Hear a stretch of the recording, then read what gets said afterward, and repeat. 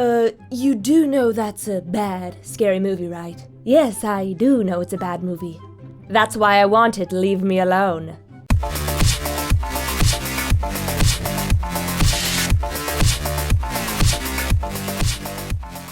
Hello again, everybody. It's me, MadameMacabre, and it is time for another story time. However, before I jump right into another one of my strange, bizarre adventures, I figured I would use this opportunity to give a slight shout out to my Twitch channel. Yes, I have recently started streaming.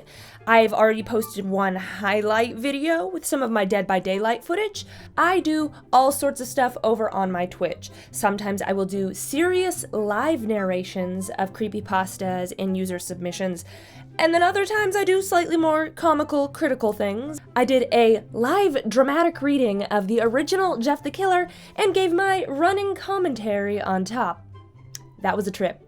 And most frequently, me and friends will usually get together and play some video games.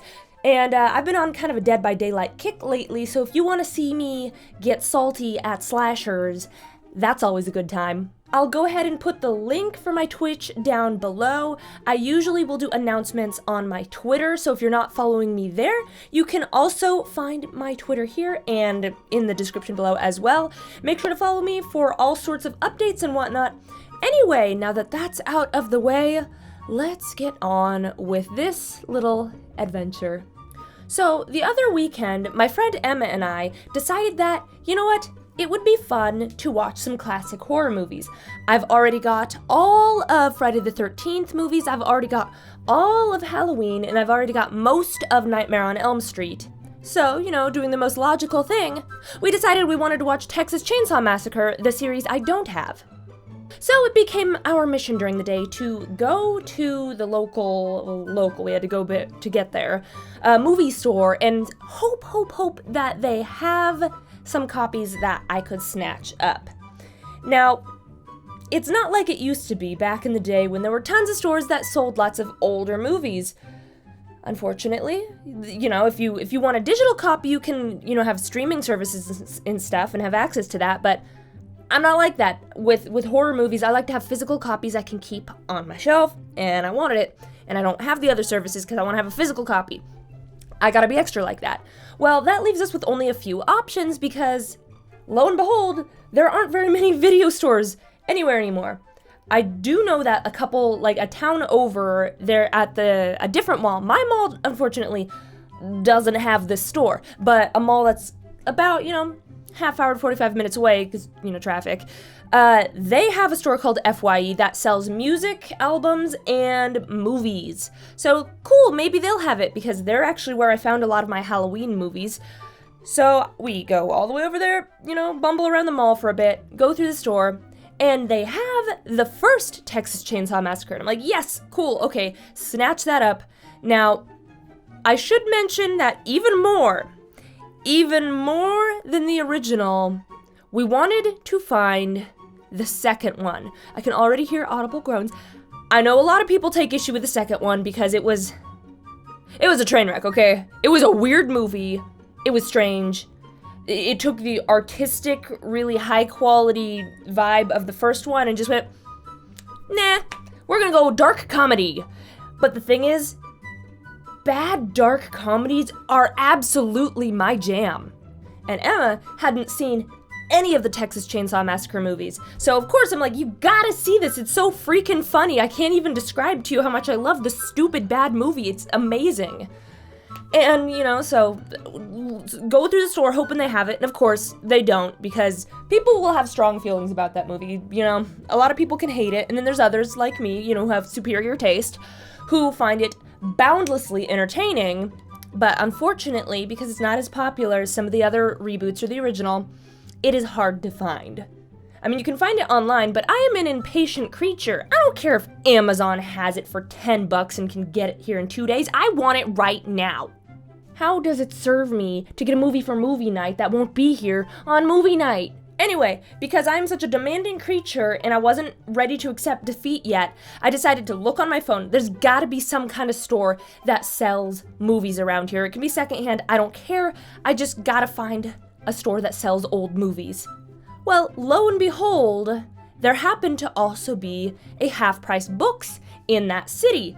And I was excited because I didn't even realize it was there. Like, honestly, I'm probably gonna like go back again soon because I'm all about getting lots of books and movies and stuff and not having to pay full price.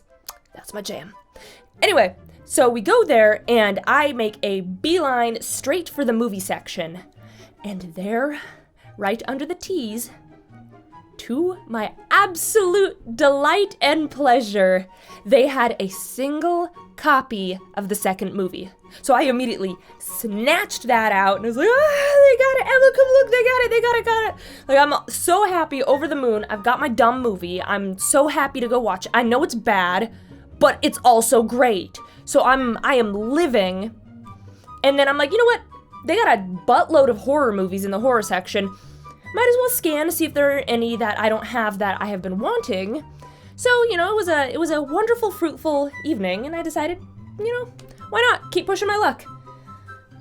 I shouldn't have pushed my luck, because that's when it fell through.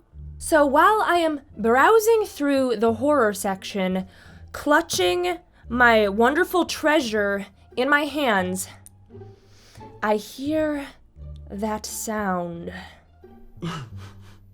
An arrogant, all-too-knowing older man scoff. Oh, crap. He gonna try and talk to me, isn't he? This older gentleman, and I do mean older, he looked like he was probably going on 50, had no business trying to flirt with someone my age, decided to go for it. In the most condescending, patronizing way possible, no less.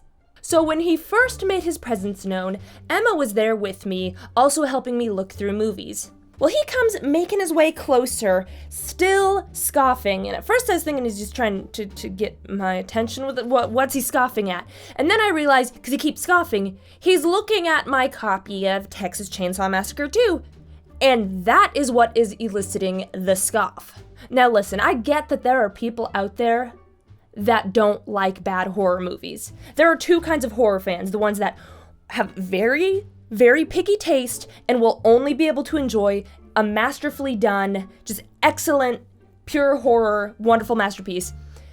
And then there's people like me who just eat up the bad ones. Give me bad B-list horror movies. I love them. I know they're bad. That's why I like them. They are so entertaining.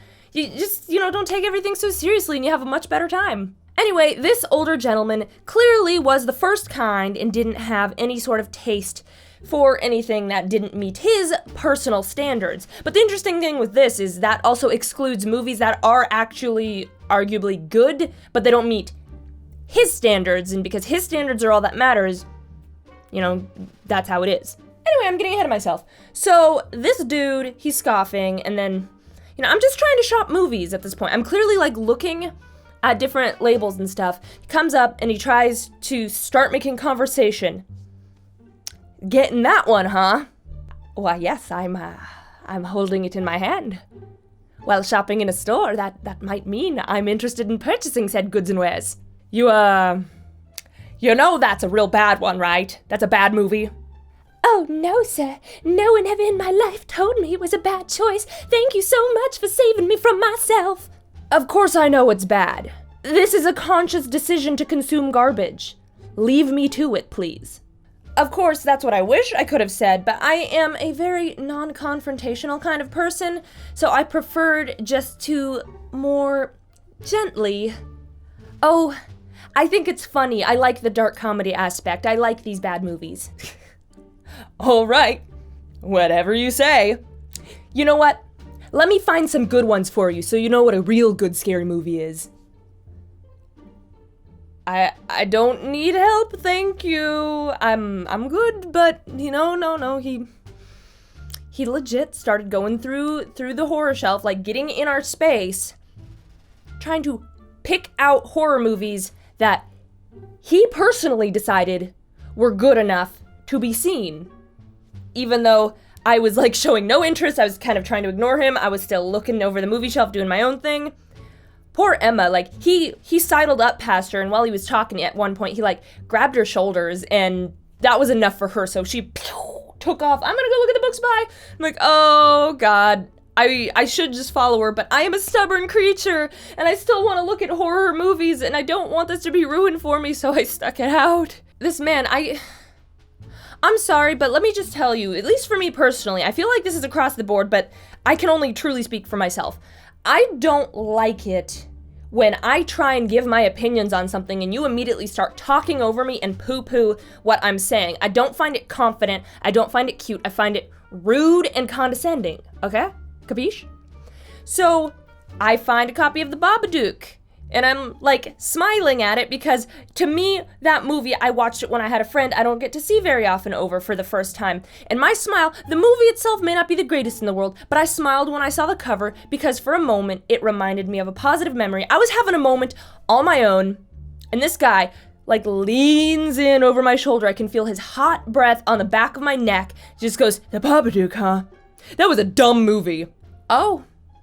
Well, I'm glad you think that way. Yeah, the ending didn't even make sense, it just ruined it. Oh yeah, she's gonna keep it in the basement and feed it. That's stupid, it doesn't make any sense. So at that point, I try and break it down for him. Well, some people see it as an artistic renditioning of an interpretation of mental health. You see, the Babadook was never an entity. It was a metaphor for the mother's own depression and grief for having lost her husband and her hatred towards her own child. And by the end of the movie, her putting it in the basement and feeding it symbolizes the fact that it is no longer running her life. She's got it under control, it's in the basement. It's just like mental health. It's okay that it's still there because it's always going to be there. But as long as you can keep it compartmentalized, locked away, under your control, and you just feed it every now and then, and it doesn't control you, then it's okay, you're gonna be okay. I guess, I still think it's dumb. Anyway, you should watch this movie. Leave me alone, sir! I don't like you!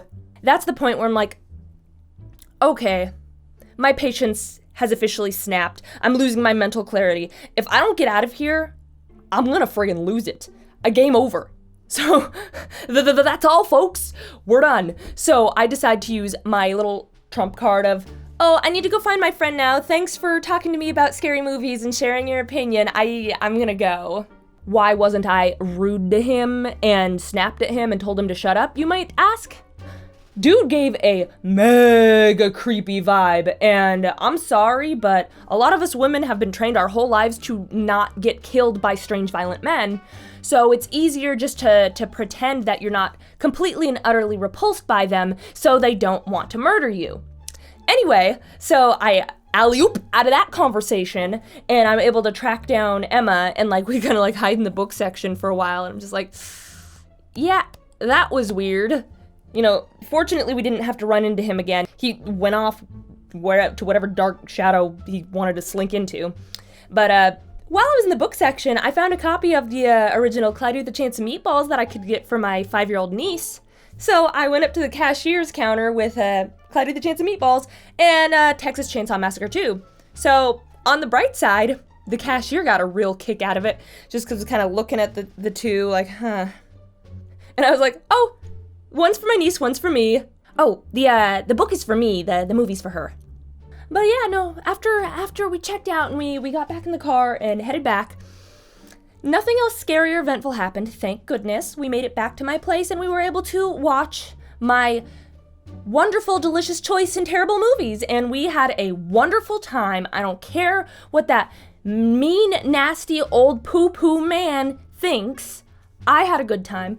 My friend had a good time, and it was a good, wonderful evening where we watched bad, scary movies. But seriously, though, that was probably one of the most uncomfy shopping experiences I've had for a long time. And that was just, I don't know, man, don't approach people like that. Don't be like that. It's weird, it's creepy, people don't like it, okay? Anyway, I didn't find it very entertaining, but I hope you guys at least found this retelling to be somewhat entertaining. But as always, this story time must come to a close, so I will have to catch you all next time with something new. And until then, you already know, stay creepy.